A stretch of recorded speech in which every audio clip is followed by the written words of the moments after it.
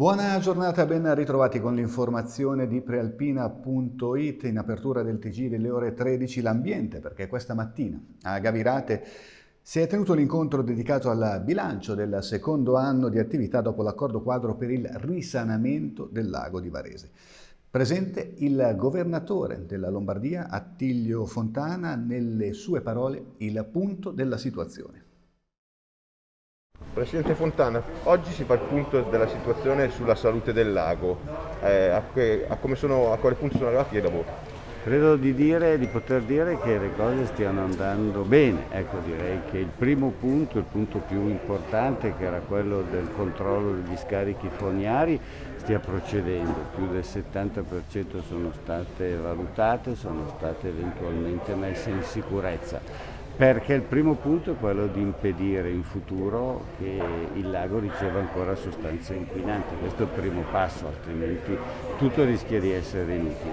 Il prelievo ipolimico sta funzionando, anche quello mi sembra di poter dire bene, quindi abbiamo sicuramente intrapreso la strada giusta. Ecco, la balneabilità è una chimera o è raggiungibile, un obiettivo concreto? Io sono assolutamente convinto che sia un obiettivo raggiungibile, ci vorranno ancora anni di lavoro perché in effetti anche il progetto iniziale parlava di 5 anni per completare il percorso e quest'anno con la pandemia si è anche fatto qualche piccolo rallentamento. Ciò nonostante io sono convinto che sia l'obiettivo che tutti quanti dobbiamo perseguire, assolutamente non una chimera, altrimenti il lavoro non dico che sarebbe inutile ma quasi.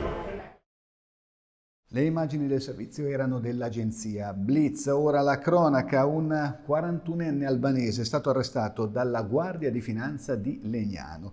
Nel garage in città, di cui aveva le chiavi, c'erano 50 kg tra marijuana e hashish. L'uomo, davanti al GIP Stefano Colombo, durante l'interrogatorio di ieri, ha ammesso la propria responsabilità senza però coinvolgere terze persone, probabilmente per timore. Non è chiaro neppure come facesse ad avere gli strumenti per accedere al locale rimessa e chi gli avesse garantito che fosse sfitto.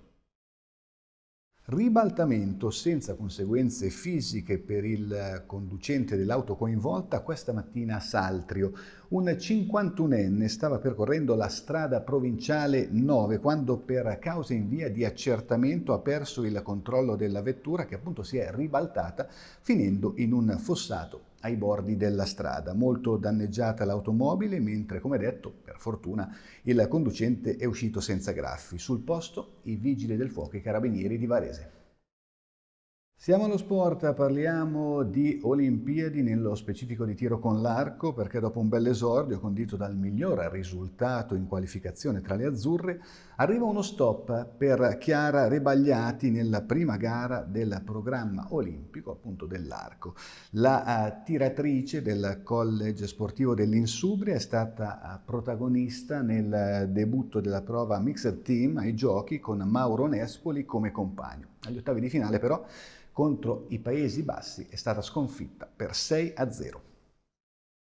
Sport Calcio, la Pro Patria ha stilato il programma di amichevoli in vista poi degli impegni ufficiali. Primo test il 31 luglio allo stadio Speroni contro l'Alessandria, si comincerà alle 18, poi a seguire nel mese di agosto sono previste partite contro il Monza in trasferta il 4 agosto, contro la Castellanzese a Castellanza il 7 agosto, contro la Caronnese a Caronno l'11 agosto, mentre ancora da definire l'orario e l'avversario della sfida di Coppa Italia del 14 agosto. Infine, il 19 agosto, gara amichevole sul campo della Castanese.